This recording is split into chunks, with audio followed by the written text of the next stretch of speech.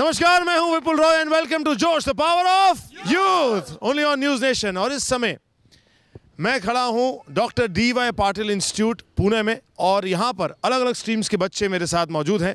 अगर हिंदुस्तान में एंटरटेनमेंट की बात करें तो सबसे बड़ा माध्यम, सबसे बड़ा सोर्स ऑफ एंटरटेनमेंट है टेलीविजन एंड फिल्म्स। लेकिन कई सारी चीज़ें ऐसी हैं, पर्दे के पीछे की चीज़ें आपने सुनी होती हैं, कहीं पढ़ी होती हैं कि पर्दे के पीछे जो एक चीज़ लगातार हमारी फिल्म इंडस्ट्री की इमेज को हैम्पर कर रही है, उसमें दरार डाल रही है, उसके बारे में हम बात करना चाहते हैं। और वो चीज़ है कास्टिंग काउच।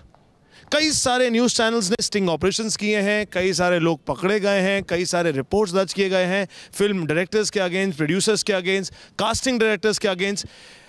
कई सारी हीरोइनों का काम भी ख़त्म हो गया है, कई सारे हीरोज़ भी कह रहे हैं कि अब ये मर्दों को भी झेलना पड़ रहा है। क्या है कास्टिंग काउच और क्यों हो रहा है और क्या असर पड़ रहा है इसका सीधा युवाओं पर, आइए इनसे पूछते हैं।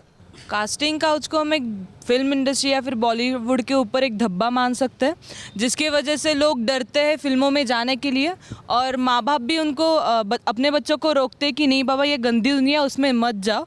आज का यूथ जो है वो विमेन और मेन को समान देखता है और हमारा समाज जो है वो मोस्टली जो होता है, मैं एक जनरल आइडिया को कहना चाहूँगा कि वो डिमोटिवेट ज़्यादा करता है हमको कि लोग क्या कहते हैं कि नहीं इसको तो सक्सेस नहीं मिल रहा है अब तक, मतलब ये क्या कर रहा है, इतने सालों से मेहनत कर रहा है कि एक्टर बन जाए, मॉडल बन जाए, कुछ बन जाए, लेकिन उसको अब तक सक्सेस मिला नहीं है, तो लोग उसको डिमोटिवेट करते हैं। तो चीज़ ये है कि हमको ये सोचना चाहिए कि आज जो लोग हमको डिमोटिवेट कर रहे हैं, अगर हम कल सक्सेसफुल हो गए तो यही लोग हमारे लिए तालियां बजाएंगे। जो आज हमको गालियां दे रहे हैं वो कल हमारे लिए तालियां भी बजाएंगे।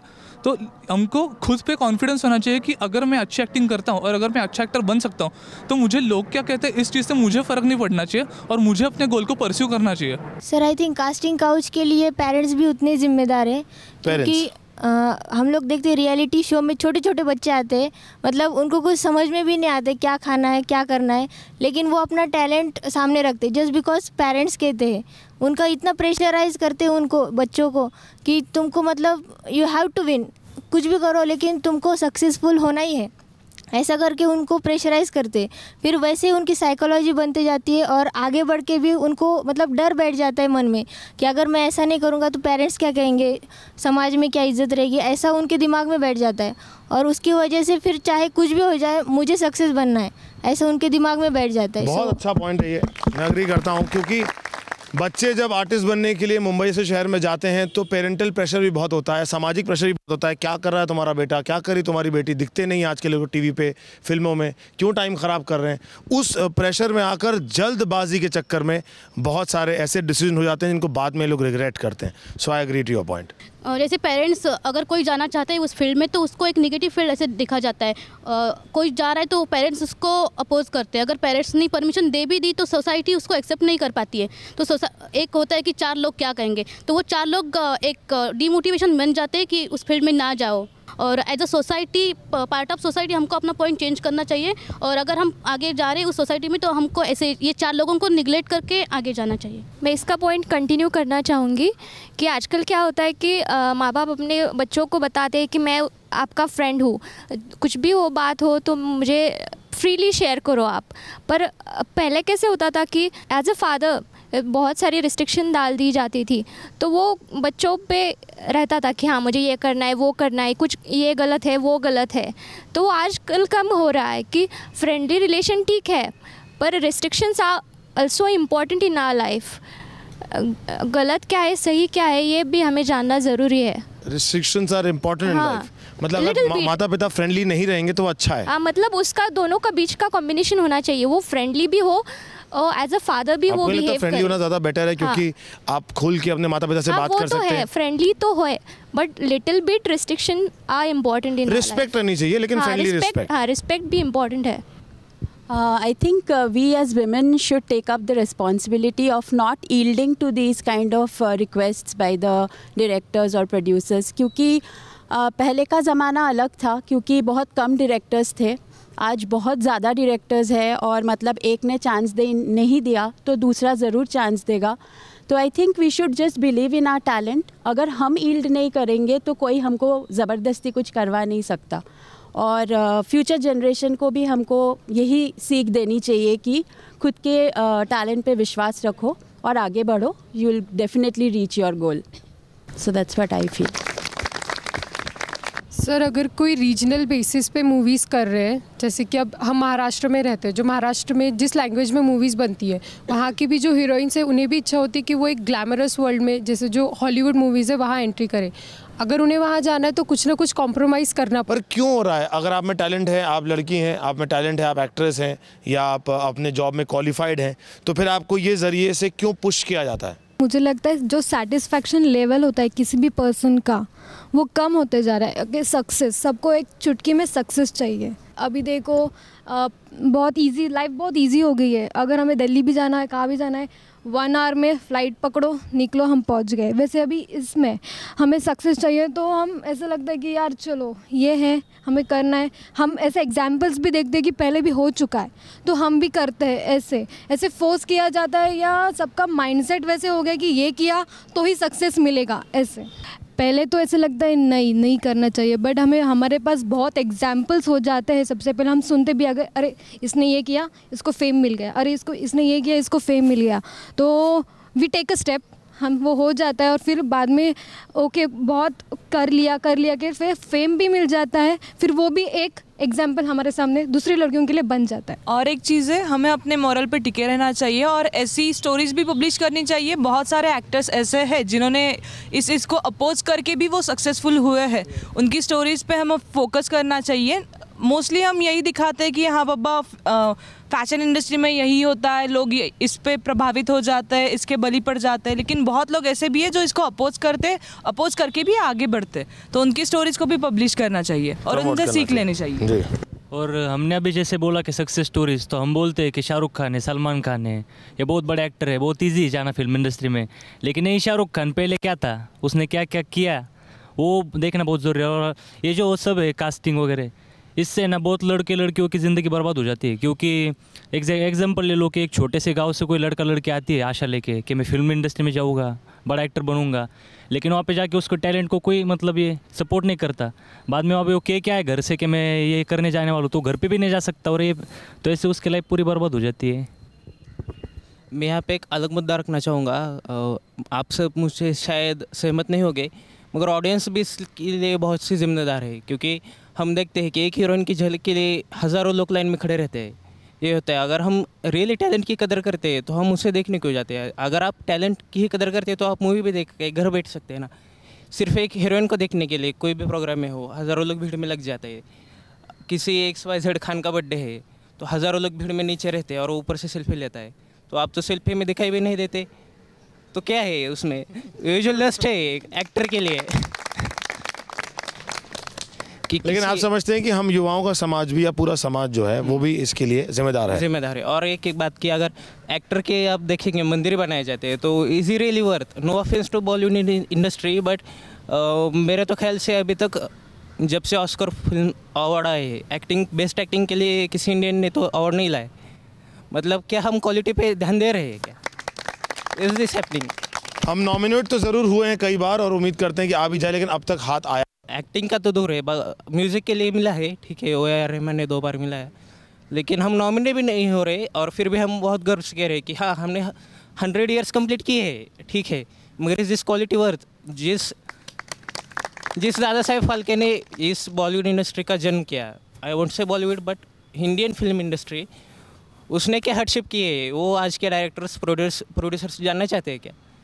उसे फीमेल एक्ट्रेस नहीं मिलती थी, उन्होंने मेल एक्टर्स को फीमेल एक्टर्स बना के कास्ट किया था. तो उसकी वजह से, वो आपका बाप के, उसकी वजह से आपको आज खाना मिल रहा है, रोटी मिल रही है.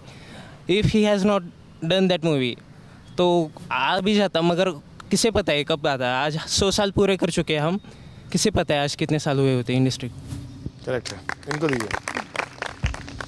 मैं सहमत हूँ इनसे कि बहुत साल हुए इंडस्ट्री को, और इंडस्ट्री इकोनॉमी सबसे इम्पोर्टेंट है हमारे देश के लिए. लेकिन अगर फ्यूचर में हम कुछ करना चाहते हैं, हम यूथ ही है, वो चेंज कर सकते हैं आगे. मुझे लगता है कि रिसेंटली एक फिल्म आई है पिंक, उसका एक डायलॉग है, नो मीन्स नो. अगर मुझे एक्टर बनना है, किसी को एक्ट्रेस बनना है, आगे जाना है, तो हमें हमारे मॉरल्स ध्यान में रखने चाहिए. और इंडस्ट्री में आगे बढ़ते समय अगर एक्टर एक्ट्रेस और ये कास्टिंग काउच जो होता है उसे जड़ से मिटाने के लिए हमें हमारा टैगलाइन बनाना चाहिए, नो मीन्स नो, और हमें हमारे मॉरल्स पे और खुद पे कॉन्फिडेंट रहना चाहिए।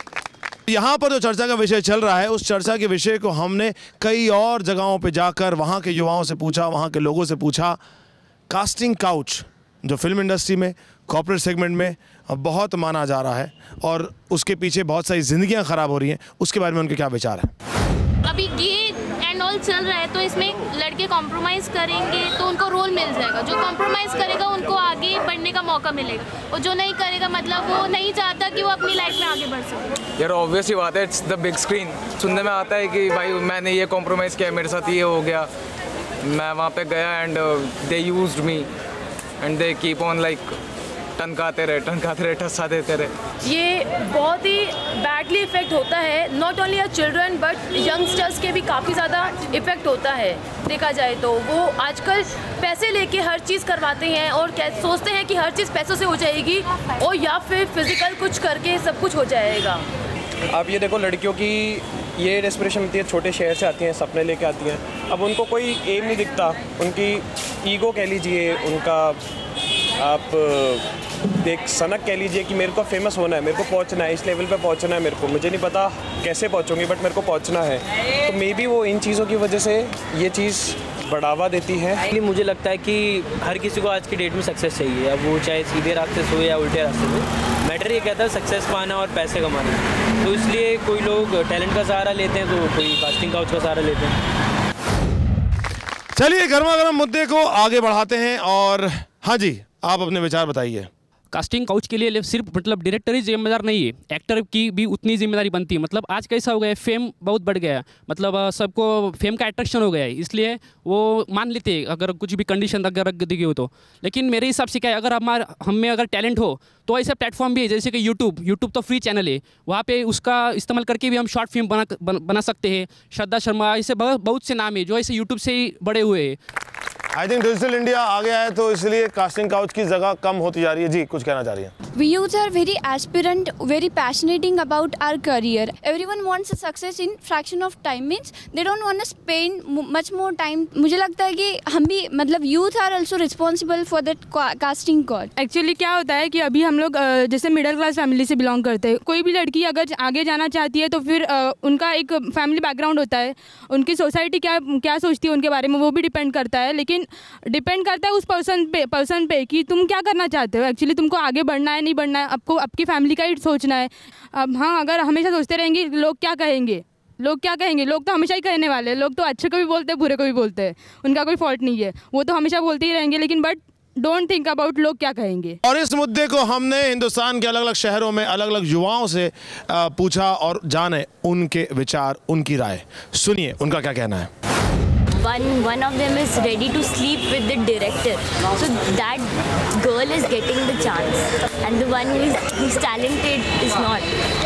So I don't think it's good, and I think यहाँ पे चलते आ रहा है, तो अभी भी चल रहा है, and nobody is saying anything about it, so that's why. अच्छा, अब किसी को कुछ चाहिए और किसी दूसरे को सिनेमा में रोल लेना है तो उसके लिए वो यदि कोई कंप्रोमाइज़ करने को राजी है और दूसरा उसको एक्सप्लॉइट कर रहा है तो ये दो के बीच का मामला है। जब तक कि दोनों में से कोई उसको पुलिस में कंप्लेन न करता हो या बाहर उसकी आवाज़ न उठाता हो। कास्टिंग काउच यही है कि जो हमारे कुछ लोग हैं, ये लोग इसको बदनाम कर रहे हैं, हमारी महिलाओं को भी, लड़कियों को भी, जो भी हमारे इस तरह के एक्टर्स हैं जिनके साथ ये कास्टिंग काउच होता है, उनको भी समझना चाहिए कि हमें कहाँ जाना है, कहाँ नहीं जाना है, क्या करना है, क्या नहीं करना है। हर किसी का जोश और जज्बा देख के मज़ा आता है। ये मंच ही ऐसा है, इस मंच का नाम ही जोश है। सबका जोश आप तक पहुँचाना यही हमारा काम है। तो चलिए, कौन बताएगा मुझे रोकने के तरीके कास्टिंग काउच के, क्यों और कैसे रोका जाए? Sir, if you really want to restrict casting and couch, then I think fixed morals plays important role. अगर आपके morals fix है कि मैं गलत काम नहीं करूँगा मतलब नहीं करूँगा, अगर अपन ने अगर ऐसा fix कर लिया है morals, तो हम लोग इसे restrict कर सकते हैं, रोक सकते हैं। और मेरे साथ अगर गलत हो रहा है तो मैं उसके खिलाफ आवाज़ उठाऊँगी। अगर ऐसा भी अगर अपन ने fix कर रखा है तो अपन इसे रोक सकते हैं। While making a movie, if an actor or actress thinks that the director has told something wrong, that is forcing her to do something wrong, so she should take an action on that spot itself and should not go to it. and should not do that thing again. And आज जो complaint register होती हैं actor या actress के against या director के against, उनके against हमको कोई एक्शन लेना चाहिए, उनको लाइटली नहीं लेना चाहिए, इसी वजह से उनकी पावर बढ़ जाती है। कास्टिंग काउच एक ऐसी चीज़ है, पहले भी रैगिंग होती थी कॉलेजेस में, वो अब बंद हो गई क्योंकि यूथ ने आगे आगे स्टेप्स लिए। तो हम ही हैं जो अभी आगे जाएंगे, तो हम कास्टिंग काउच में भी यूथ ही जाते हैं। तो मुझे लगता है अगर वो स्टेप लेंगे, नो तो नो जैसे बोला है। And to find the true talent, what my friend said, we have to set one genuine platform to find the hidden talent of that person. All right, thank you. जो लोग casting couch के ज़रिए निकलते हैं या लगता है कि आप पे वो चीज़ हावी पड़ रही है, तो अपने मोरल्स, अपनी वैल्यू, आत्मविश्वास को जगाइए, क्योंकि वही है जो आपको असलियत में मुकाम तक पहुंचाएगा। खुद ही उकर बुलंद इतना जो खुद खुदा तुझसे पूछे कि बता बंदे तेरी रज़ा क्या है।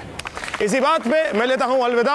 आप लोग देखते रहिएगा जोश। अगले हफ्ते फिर एक और ज़बरदस्त मुद्दे के साथ हाजिर होऊंगा। तब तक के लिए good night, thank you so much. देखते रहिए जोश, the power of youth on your news nation.